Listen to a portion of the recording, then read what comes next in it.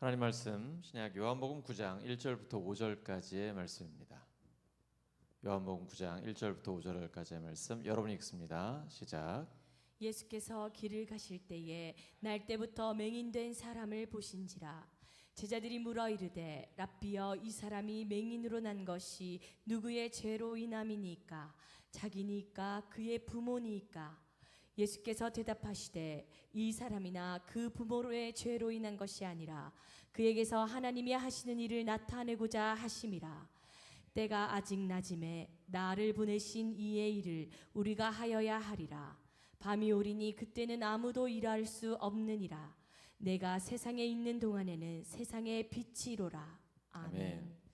요한복음 18번째 시간, 빛을 드러내는 통로, 빛을 드러내는 통로라는 제목으로 하나님의 말씀 전하겠습니다.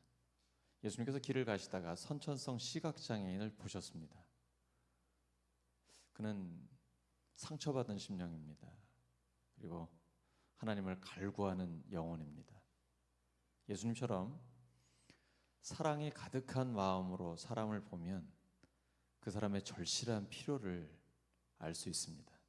사랑이 없으면 영혼이 보이지 않습니다. 여러분 눈빛을 보니까 뭘 원하는지 알 것 같습니다.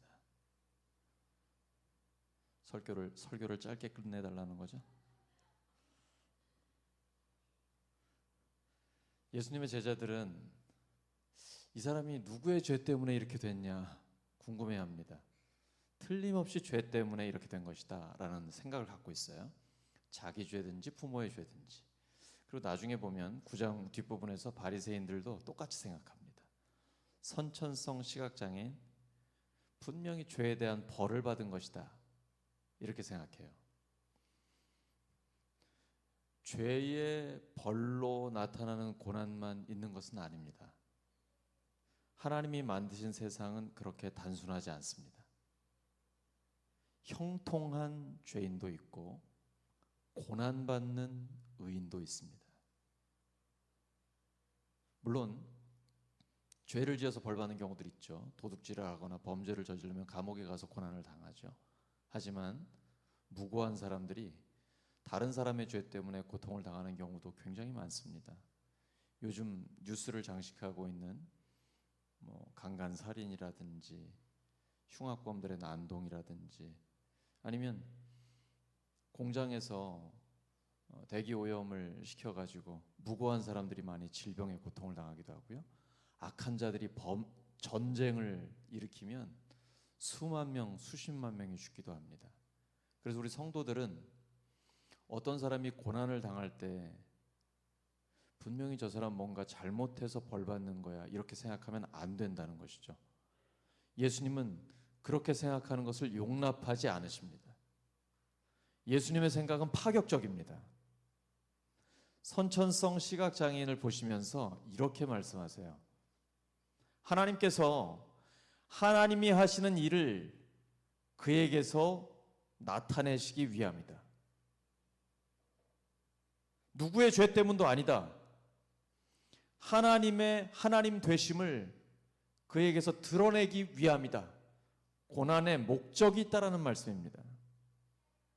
2000년 교회 역사의 최고의 크리스찬 사도 바울이죠.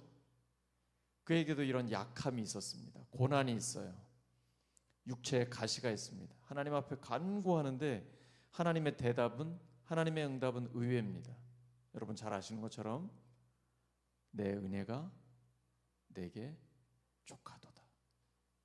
고난이 있는데 뭐가 족해요? 그 다음에 하나님 말씀이 이어지죠. 하나님의 능력은 약한 데서 완전해진다. 그래서 우리는 우리의 약함이 부끄러움이 아닙니다. 오히려 자랑거리입니다. 왜냐하면 나의 약함을 통해 하나님의 능력이 드러나기 때문입니다.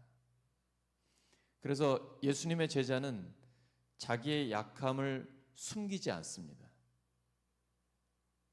위선하지 않습니다. 마치 나에게는 전혀 단점이나 약함이 없고 완벽한 사람인 것처럼 그렇게 자기를 드러내지 않습니다. 포장하지 않아요. 오히려 나에게 약함이 있는 걸 정직하게 드러냅니다. 왜냐하면 그런 약함 가운데 하나님의 능력이 나타나기 때문입니다. 그러면 그것은 나의 능력입니까? 하나님의 능력입니까? 우리는 우리의 삶을 통해 하나님의 역사가 나타나기를 원합니다. 어떻게 하면 될까요? 나의 약함을 정직하게 드러나면 됩니다. 나는 이렇게 연약한데 나의 삶에 하나님의 역사가 나타납니다. 그러면 그것은 내 능력이 아니고 하나님의 능력입니다. 그래서 하나님께서 영광을 받으시는 것입니다. 나에게 영광을 돌리지 않고 오직 하나님만 영광을 받으시는 것이죠. 그야말로 나는 통로가 되는 것입니다. 하나님의 빛을 드러내는 통로가 되는 것입니다. 그것이 가장 복 있는 하나님의 사람이 되는 것이죠. 하나님은 우리가 약함을 두려워할 필요 없다고 하십니다. 왜냐하면 우리의 약함을 통해 하나님의 역사를 경험할 수 있기 때문입니다. 그렇게 하나님을 경험하게 되면 신앙 고백이 분명해집니다. 그냥 아빠 엄마 따라다니던 아니면 목사님이 이야기하는 누군가의 간증을 통한 이게 아니라 나의 하나님이 되는 것입니다. 아브라함의 하나님, 이삭의 하나님, 야곱의 하나님, 성경의 그 하나님이 나의 하나님이 되는 것입니다.